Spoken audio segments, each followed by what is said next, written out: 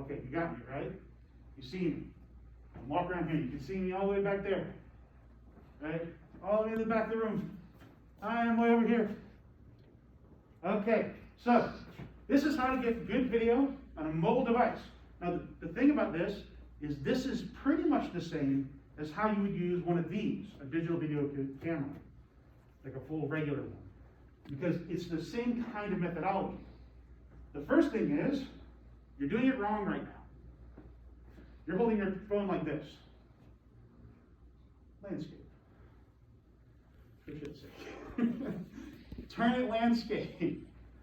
Now, the thing is that when you're recording, even if you're doing something for like, heaven forbid, TikTok, most what everybody sees video in is in landscape view. All of our phones, all of our monitors, laptops, tablets, everything, televisions, all that stuff is portrayed in landscape view.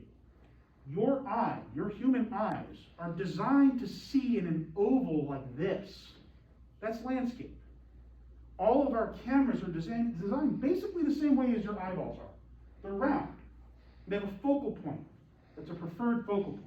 And as it's going, these cameras now on our phones are starting to get to the point where we're going to start seeing virtual reality, augmented reality.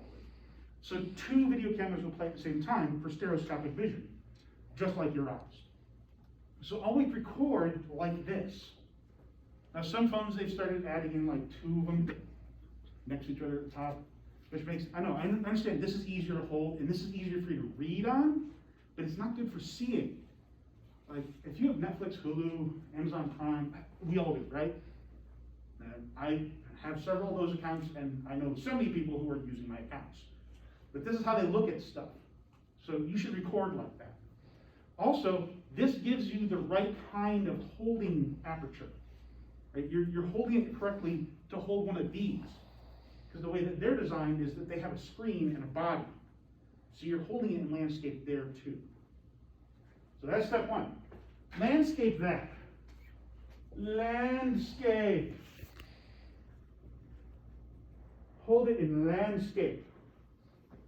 And put the cap up. Okay. Number two. So this thing costs like $1,000. These are like 200. But still, you break it, you buy it, right? Get two hands on it. Just get both your hands on it. I don't want to see anyone drop this. I certainly don't want to see anyone drop these. Right? I don't want you to have to deal with that because you're going to buy me a new one. That's how that will work. And of course, you know, if you're holding it, you're probably recording. If you drop it, I know exactly who dropped it, right? Mind you, there's some leeway. Like, you know, it's not like you're going to be admonished and then kicked out of school. We just have to have you buy a new one. That really slows things down. I only got 12. No, I only got 9. I didn't get the budget for the other 3. That's right. I only got 9. So, both hands on it. But how you use it, right? I see a lot of people doing this. You are a dynamic system. You are. You're a human being. You're a bunch of bones, which are made out of calcium, which is metal, that are discrete objects that are being held together with like rubber bands. And then on top of it, you're exercise science students. You all tend to be kind of fidgety. You all seem to have, like my kids have ADD, and you all seem to as well. That's not a bad thing, that's a superpower, understand that. I know a lot of my students actually take Adderall and things of that nature because it helps you focus. That's okay. That's fine. You're super creative. You're super physical. That's a superpower. It's awesome. It's difficult though, if you're holding a phone, you're gonna jiggle. So you wanna get your elbows in. And bring your elbows to your sides as best as possible when you're holding these things. Because then it keeps you from doing this. Keeps you from doing this. Right, you want to get them in. You want to turn, I'm sorry, I got to write that down. You want elbows in. Bows in, 2 hands. All right. Elbows in. Get those elbows in. Next, you really want to turn with your core. You don't want to turn the phone like a head, because then your footage comes out kind of bumpy and quickly shifts. It makes people watching it sick. You know this. Everyone in this room, myself included, have watched things online. And when someone's holding their phone like this, and they're running, and you're watching, you're like, oh boy, I'm getting just car sick watching this.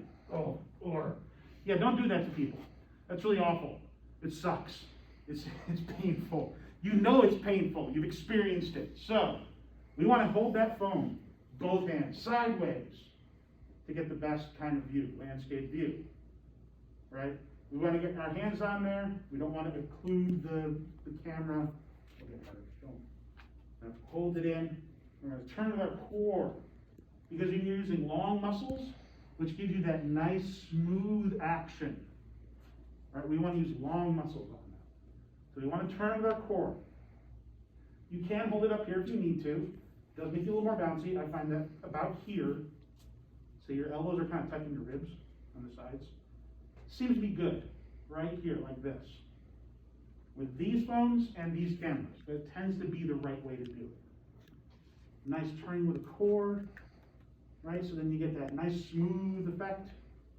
You better be recording me, because you're going to put this on YouTube, by the way. Okay, so I'm going to write that down. Turn with core. Core. Big muscles, good. All right. Now the next thing is something that you can set on your phone, on your camera of your phone. If I can turn mine on, you can see it. I'm not sure if you can see it. You see how the grid lines on? Right?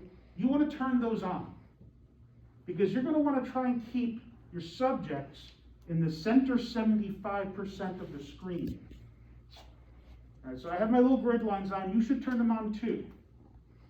Right? Every single camera phone I have found since like 2003 has these little grid lines on it.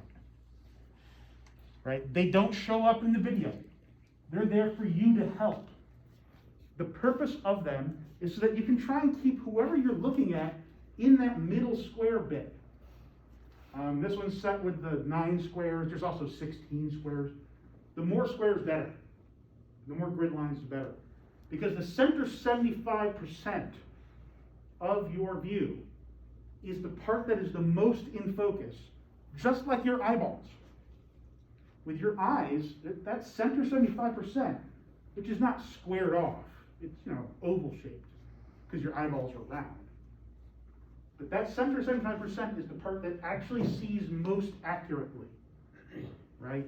At the edges, it starts to warp, and it gets that fisheye lens effect. Now, the software in our phones are getting better and better, taking out that warping effect, but it can never truly be removed just because of physics. The light's coming in at an oblique angle. That's how it's going to go. All right, so we got that. Holding out in your hands in landscape with your elbows in and your 2 hands, and then you got to turn with the core, right? You got to turn on those grid lines and keep people in the center 75. I went through these cameras and I turned the grid lines on all of them as well.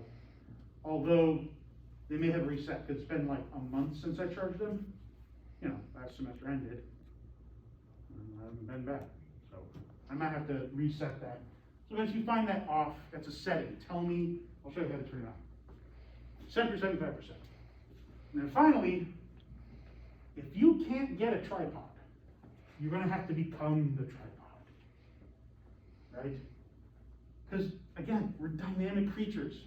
I'm being super animated right now, although I always talk with my hands because I'm Italian. Right? But that's just the thing. Like, as a human, you cannot help but move. You're not meant to stand still. So we move along, and we are tracking somebody who's moving, right? Chances are you're playing with your dog and you're recording your cat or your friends, or just something crazy that you notice someplace. That's why you pulled out your phone and started recording. Right? Those things are dynamic. You would record something that doesn't move. You take a photograph of it. But still, you know, landscape, hold it and snap, probably still better. But still, we need to be able to stabilize our camera. So we want to become the tripod. We want to become the thing that does it. So, there's a couple ways of doing this. One, get up against the wall. Quick, get to the walls. No, really, get to the wall, do it. There's walls here and there, everywhere, get to the wall. Now I'm gonna get to right here. Right? Step on these walls. I can even get up to this door like this. That works. Flat, hard. Put some weight into it. Put your foot back. One foot up against the door or wall. 1 foot out. Lean against it. Take your body weight out of the equation. You can still turn with your core. You can kind of rock against the wall. Right? That's going to help you a lot. It's going to make your photos and your videos so much more stable. You want to take your body weight out of consideration. Another thing you can do is same sort of thing. If you can get to a doorway, they work great. You get in a doorway, it's the same thing. You put one foot next to it, put your shoulder into it, get the other foot out. Right? Like really, it's super stable. You can also do this at a desk. Quick, back to your desk. Go. Don't stop recording. Don't stop leaving. Right? This is very useful. I've always been like a big fan. As soon as cell phones could take video, I was like, this is the way you should be taking notes in class. Right? Because you get direct playback. So, turn your desk into a tripod. You sit there, get your elbows on that desk. Put your body into the lower, right? Put your body weight into the desk, put your elbows into the desk, just take your body out of consideration. Take it out. That way, this is so stable, and it's not bouncing. This is about as stable as you can get it to be. This really helps.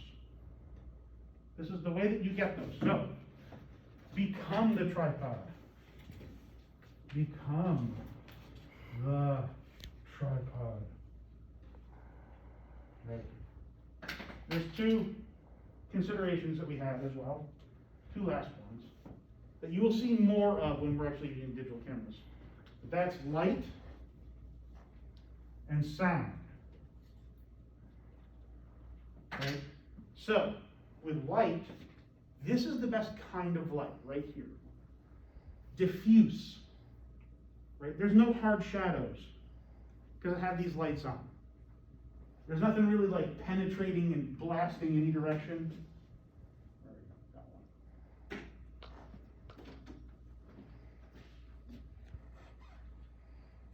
There we go. That's it. Okay, right? That's great. But then sometimes you run into this situation. This is terrible. Right? Directional light with strong shadows.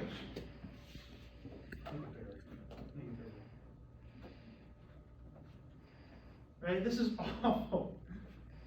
And of course, the biggest perpetrator of this is the sun. If you're outside, you're using your phone, this is going to really screw things up. You don't want to be taking video into the sun. It will totally destroy anything you're looking at. It'll absolutely wash out the video and be worthless. You want to be in the situation you're in right now. If you have to, the sun is behind you. It's coming this way at your subjects. That means you need to move around to make that happen sometimes. If you can get diffuse light, that's what you want. This is why if you really pay attention in movies, television shows, with real people, with actors, whenever they do an outside scene, you'll often notice that they choose a cloudy day because then they don't have any strong sun effects. Unless they want to wash it out, they just don't go outside. They do stuff on a soundstage. And of course, the final one is sound. Sound. I'm speaking loudly. I'm enunciating through a mask as much as I can. Right? But sound can really destroy stuff. And your phone is kind of designed to hear you more than anything else. And I breathe loudly because I'm fat and I have asthma. And that tends to show up on any video that I take. I have kids, so I got a lot of video. In fact, that phone is mostly full of video of my kids. It's gonna happen, right? But if you're using a video device, you are gonna have to be aware of the fact that there's a microphone recording sound. Now these ones, digital video cameras, the microphone sort of points face outwards, the same direction as the lens. But on your phone, it's just a general microphone, and it's gonna get sound from everywhere. I do find this tends to help, that whole putting this there, because if you put it here, you're not as close to your mouth. So you have to be careful about sound in that situation. Outside, of course, you can't really do too much about it. Right, so that's our 5 steps to getting good video. And cut.